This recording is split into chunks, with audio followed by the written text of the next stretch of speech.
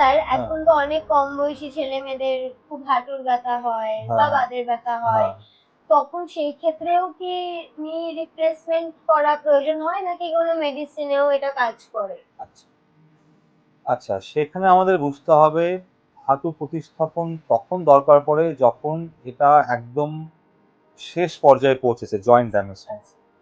তো সেটা যেটা বললাম বাতের জন্য হতে পারে, বয়সজনিত হতে পারে।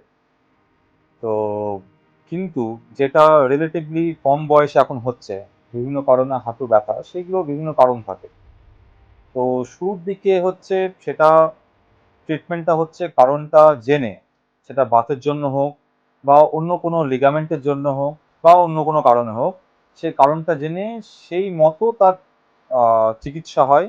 সেটা ওষুধপত্র দিয়ে আচ্ছা। বা তার জন্য কোনো নির্দিষ্ট এক্সারসাইজ ও ফিজিওথেরাপি করে এবং কিছু আহ, নিয়ম কানুন মানে হচ্ছে জয়েন্ট প্রোটেক্টিভ কিছু মেজার্স, সেইগুলো করে জিনিসটাকে চিকিৎসা করা হয়।